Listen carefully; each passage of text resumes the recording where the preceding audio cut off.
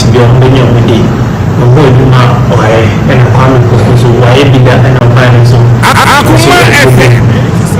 we are very happy for them because it says wow on more be also to me the mechanic said I'm continue their way yes yeah ba body said experience na one and the support na teamwork no ayaduma ama dear way this year per se achieving in achieve together the mechanic said send a team in econo I don't think say it never for because the experience and also ever count a pushy team forward but the mechanic say supporters in the form of power no more support to enter team nature no say season bako year na kuma say Asante Kotoko ya jilegi mabano die buwe na mifima kumu na mdia katina na timu sa akonye ne pese ye win Sampson Eduku ese waba de ese oye edebu bia okolon the supporters mumma meta omachi omobeye amamo said the na at the end of the season edibuasia ne ahwemu de bia emam na James Maila Kwasiapia Asante Kotoko sporting director owura no achechim players or more signings or more ye any ade wakasa afa. As we all know, the first half of the season we were left with only one striker, which is only Albert. So whenever he had an injury or he was invited to the national team, it became a problem. We didn't have anyone, and when it comes to striking, it's important if you have 3 or 4 strikers, because strikers sometimes you can put a striker to strike from the wing, and then you can put some at the center. Sometimes you can even put 2 at the center and then 1 on the wing. So it depends on what tactics you're playing at a particular time. And for me, normally you cannot make any signings without the coach input. Every signing that you be making, the coach has to approve it, because he's going to work with the players, and we are there as management to make sure we support him and make sure he gets what he wants. James Maila Kwasiapia Asante Kotoko I remember playing pa and exclusive interview on Akoma FM watch him signings Asante Kotoko titu enumu oche dodua we here kwan abefa so use o moni nyina ode tudwa na the Black Sunlights in 2009 omukwaji FIFA World Under-20 Cup no. It was the first time a country be from Africa edge Under-20 World Cup no. Na omobaye omusika ye de mom chichemu na the then sports minister and sports ministry no e decided say SAS finance group omo enkoye investment bi eho emom omo de 210 Ghana cedis and the koye sa investment no na player bia ewom 10,000 Ghana 21 players no mo ye ma omo chima after 15 years ebe macho no ma bejo ma de ampa say course na chance a eba course aba say yes SAS finance group HSA investment mpanifo be ma players no time na so anunti obi amra na omeje ne dia ewom obi amra no omeje ne sika ewom megidi say players omokobo sa Under-20 World Cup no obekai omo yes enti course no asase a eba se die bibia aseti enti momra musika na ready na no na me bisa se ye free tournament bi eba sa obe encourage ministry no efe no ana minister ana president onti bibi fa koye investment Daniel J okay Daniel J no da go Liberty Professionals afi Samalinkum Gladson Awako Jonathan Mensah Janalado David Adi Abeku Kwansa Emmanuel Ajimabedu ono penalty in the winning World Cup ma Ghana a ball finals no Opoku Ajiman Andrea you the captain Latif Salifu Gandhi Kasim Mohamed Rabiu Daniel Opari Philip Bwampon Robert Dabu Ransford Osei John Benson Bright Ade Dominic Dia and afi Joseph Ado we need 21 players ministry no koye sa investment no e wo SAS Finance Group e de mom no 210,000 Ghana and the koye investment na player be entitled to 10,000 cedis. They say I ready been amateur after 15 years and penny from so momra wo ba or say for voters ID card and a valid ID card bia na fabra ana se wonni ha unya ho so a obetimi atro e de amobi se wo no wa man kwan se omra oba on produce document no on family says can third party bi ebetimi aba no abekase o sika na amount or say to collect their checks players must present valid Ghana card or identification purposes should present a valid Ghana card for identification purposes. If a player is unavailable to collect their checks personally, they can authorize a third party to do so by presenting notarization power by presenting a notarized power of attorney. The statement continued. Na is obetimi aye statement dia mo bia e kire say wono wa man sa authorization no so mra emerge no wadi bibia show say ampaye wa o me pepe Asante Kotoko aseye signings o mo yeyi ekoye ne afi sesi a yate ensema Sampson Eduku e de atudwa ana 2009 World Cup winning team me that's mama chance in free 2009 winning team no seven no the right thing to do say the nkura tournament na omoje no mo ba you do investment for them because the football cycle is at that time let's assume that no be 20 years let's assume yes into 35 years after 15 years already 35 it is safe to assume say most of them at that time now mo professional football no ball it wey na abaye a form of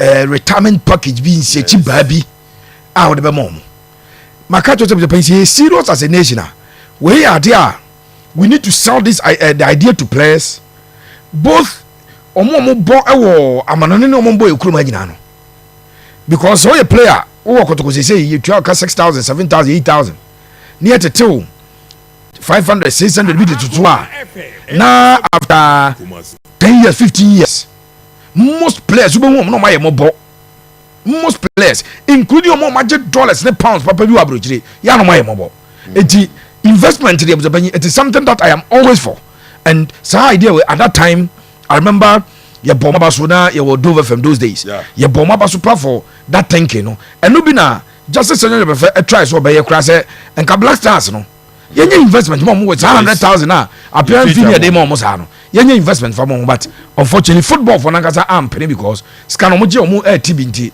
o ka se go investment the president then the late John Evans Atamils any the people who dream sadie we hu ye mom abaso me crisis our time sports ministers na me ka bia Eku Sanada so abai Professor Kofi Humado no lecturer University of Ghana mu nyina bam these are the thinking that we nyoma esi adwene hu ni nyese under 17 ni koje World Cup ba esi enkosi fie ma na kra we 17 or the fie kwa ede yenkoto ka mo mu yenya sa ni man da bi ye investment ma kra me sure say sa 10,000 aye kase ete o mo no and me sure pass because it was an investment that he did by now we check it how much they will earn based on the value ababeka music no a enyes kaketo anti I am very happy for sa adena empany for ye de man kwada no be e kire say sa winning bonus de mo that time kwa ye decided say ye de emu for kese ye investment if this investment had been worth like $2,000 or $5,000 then I'm sure say Danado etifie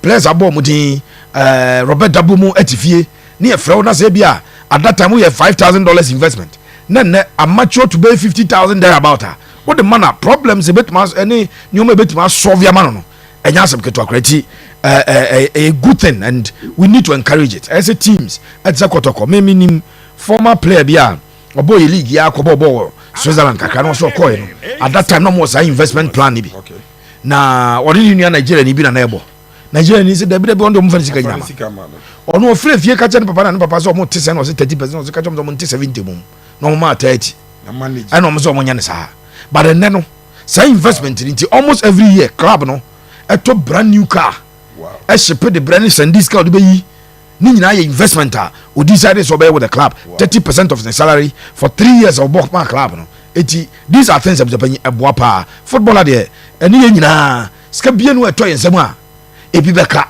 but so your investment intina you mu be subscribe to a lot of insurance but so mo tianza da ko yiri beba but some ko yiwie na ka me mfa bi intida bia sa raf mo amwa mass teachers no ye pa charter ye pa charter almost a man has a salary of this tomo ya almost savings na me nyine ma say savings bi ani ba bia but that be na mass teachers no omo drop patch out na no mo ja ba bi say savings that be ewom but me nyine me hu say sketch moto man na wa go savings the other bank create me here na what do baby a wo draw enye yi na no akabiti say no I'm happy for those players and now all list no I'm sure most of them agile football no ball 15 years on be agile ball no ball and some investment plan wo scan ba bo mo pa abuso pani na ubusa Asante Kotoko wofa honorable Owusu yes ese menka se bimche wo say investment asem what is will be kind document be say ese he say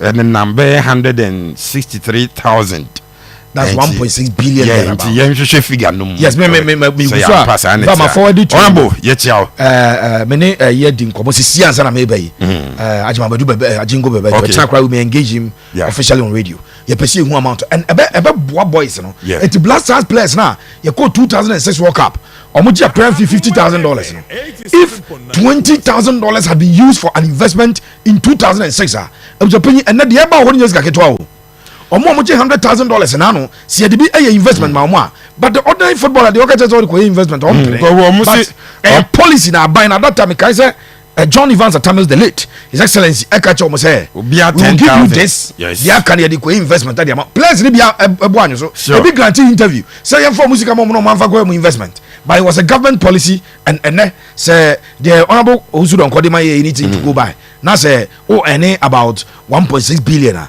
think that it is something a bit more sorted boys now yam na Asante Kotoko okay yes sir Asante Kotoko recruitment and ubusa say ekoyi yeah baby omo nam na no ano no omo Philip Potus eni ana say baby ana ho nye kakra omo ana anim wonko ano mo hwe nti the question is na no ubusa coach James Kwesi apia question we no ka che say omo ehwe baby a omo lake yeah iti baby omo lake e no mo hwe na busa panyi Kotoko team no Kabiru per match week 6-7-8 Kotoko lineup I see 10 on never 2 page so in terms of numbers Kotoko team numbers in this and this is something I said before the season started yeah opa yam fatim bia wo de mame broche for no na yam boss in terms of squad size Kotoko squad size in this enti eduru brebi no me kai game bia Kotoko boy na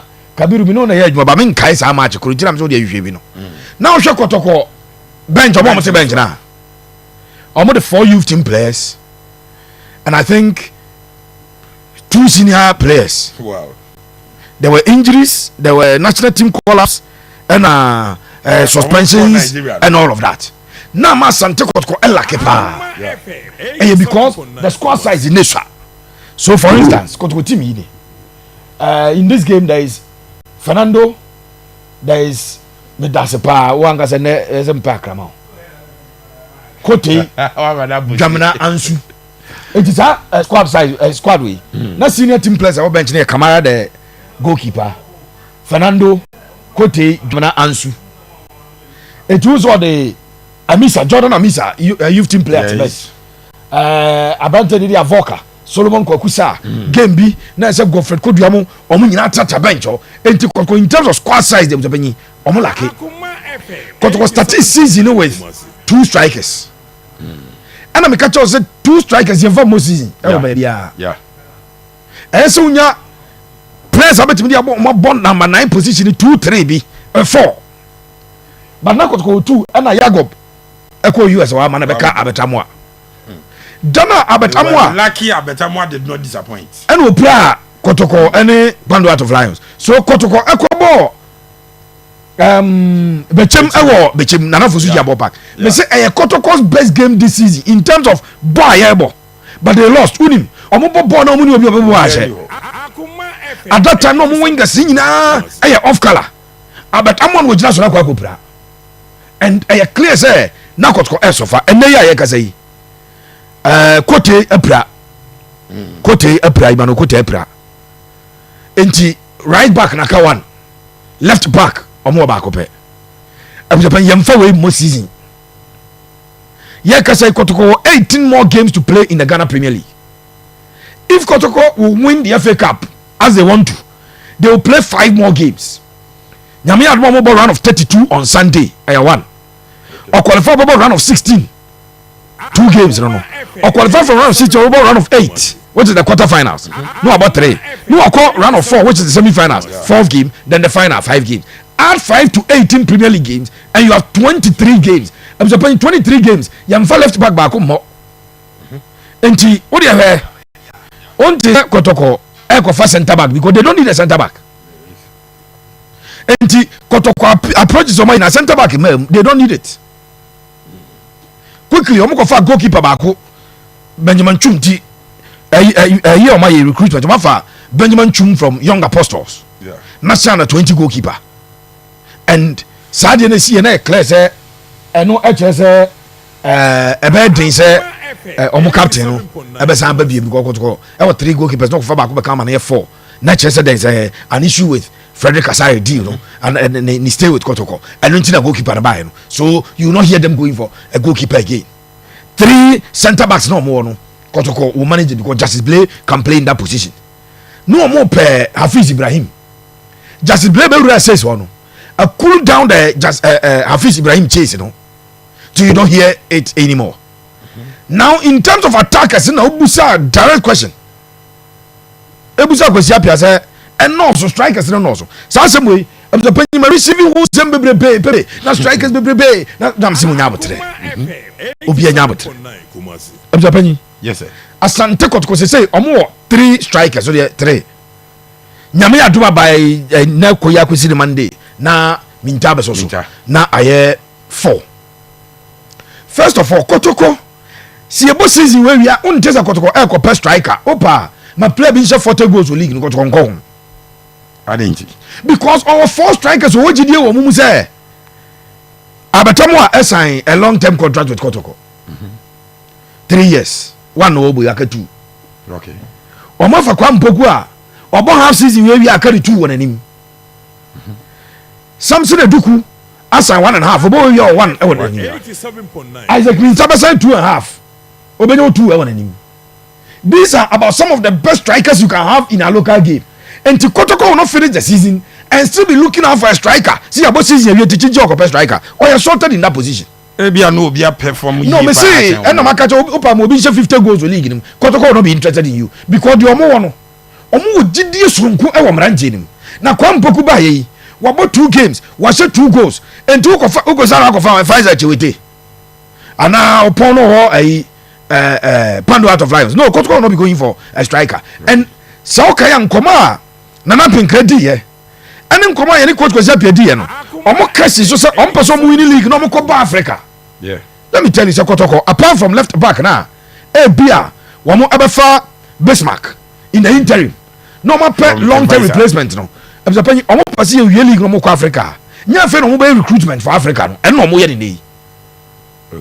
It's a league in a Giano dear, and one money supposed to Mojia on the realm of Africa. Now look at the Kotoko forwards. Apart from Kwame Poku, Unson a typical prima punta. Yeah. Or a typical number 9 goal poacher. We would do Jao about bat to attend. Or more marketing in versatile forwards. Versatile 87.9 Enti Amoah, ebet me about number 9. Yes. Obet me about striker from number 7. Amoah. Obet me a sage one at the amount excellent. Then offer Sampson Eduku operate across the forward line. Okay. Sampson Eduku contribute striking from left side of attack, right side of attack as the central striker. And now second striker. Etiwano Obama 4 options up front. 4. Isaac Isaac Minta striking from 3 positions up front. As the number 9, as all striking from the right side, and as a second striker. And as I'm making Obiapa Uncle transfer market, where on my profile players, I'm able to San Obia a profile. Eti now because you catch us only interview so there are days you can play just one striker. There are matches also bet about 3 strikers. Yeah. Also Bako as number 9. Bako as the second striker, which is number 10. No Bako from the wings. I'm the penny Kotoko bet me as to Kwame Poku as a number 9. Or met me abo Sampson Eduku Ewanechi. No mabo Isaac Mintana say Amoah right side or na ebia Dawda Saka and Amidu Akwamu Bako on the other side. They because Sampson Eduku no every team position will be able to be that. At Tamale City, no striking from the left side and will provide 13 goals. No boy, no. Yeah. And Kotoko and Tom Rosso. Okay. Yes, I go for na strikers, baby. And na Kotoko penny be part of frame or a supporter. And baby, I say yes, to strikers in again. Number 10 na Kotoko air pen. Sikana ne namono abuzapanyi Eduku mo abebo 10 hono. Sir. Sesi o baba ya has koka say player boarding coach koka ma man for say are no nya mo monto Kotoko se ne boarding di omonto because no money bi Kotoko no obi o number 10 for me no baba ya wafa form Emmanuel Njuo and obetimi ebo one of the strikers na as a second striker so that obo second striker bi am number 10 say say obi nya ba bi nyina yeah that coach be decide say obo 2 up front bi ano so say enka tete ne ka 4-4-2 no enti obo 6-8 7-11 when you phone no obey no yes now for 2 na ye 10 and 11 omu nyina strike 10 and 9 omu nyina strikers enti the coach be decide say obo that strategy no e just say on number 10 or expect crosses from the wingers for the strikers no to profit from number bako di na chi that strategy we Jose Mourinho ba Madrid 2012 campaign is obekaya na ye Benzema Higuain Ronaldo on the right yes. Na wabo Angel Di Maria e left ho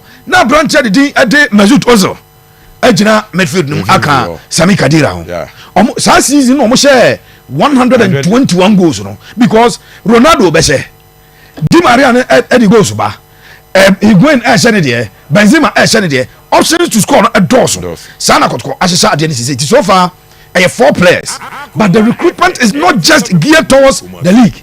They are also thinking about Africa and in the course of the week or next week Abrante did minta de no ebeba be official abeka because if you know Aklen said no edit 2 dwa no na enya de ese nke chesa but holiday ne be wura mu ne ade no e ma e delay but as we speak Isaac Minta join Kotoko a 2.5 year contract on also be sign no abeka yes and bia na announcement no ba officially on Monday Kotoko others no ye be boss still why Fuseni name Kotoko eko okay Neymar nimbo no bopa na nsu atrefo no so pesika etie bia no Kotoko to play pa na season yes boy I just say bia Kotoko e ton bebrebe okay but some next season you ram your ball league no more recruitment they won't buy more than 2 or 3 and no idea minimum for a fact. That's was the first time joining you on Facebook. I'm Shadrach enjoying the show. Shadrach Kugri Maminchel.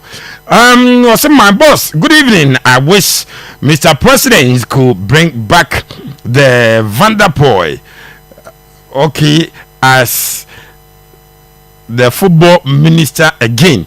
Okay, Nick Lantasem and Wokai Jensen upon and do it. Abasto.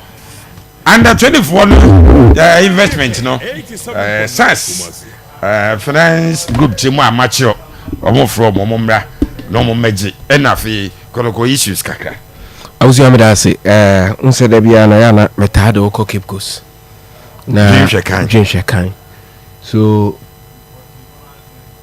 the leaders of the nation say e ko tu no mo di ko si parliament house anymore unse interestingly education no mo mota eko abamu nyina dodo na ta nya di ba mudu omuru afi nti ye senke ye ko si parliament house anymore tinka do anu ani aboso ansa na wadu afi nka sabi omo di nsamfo wo parliament house wono nko mo jai abrebia ti ye nkotu mfa nko bo animu ana ko mo inside wo ne ya trend ne kakraka ne bo abrebia mako keep cause bia amre ni so san kura me kofa ho ansa na mapi nice one almost dwene who say these are youngsters. Now the typical Ghanaian, no, even omo wa be mu kura no, omo investment in it is saying. Nti akoba ni say aye historic in there. And ye ndwen hwe kan fa mo. Samre na so na revenue say ko fi mo so complain so omo koji mo hwe na de mi wa so hwema. Say bi mi to ghetto blaster bi mo ma omo ni ade. And ye de na be ye no.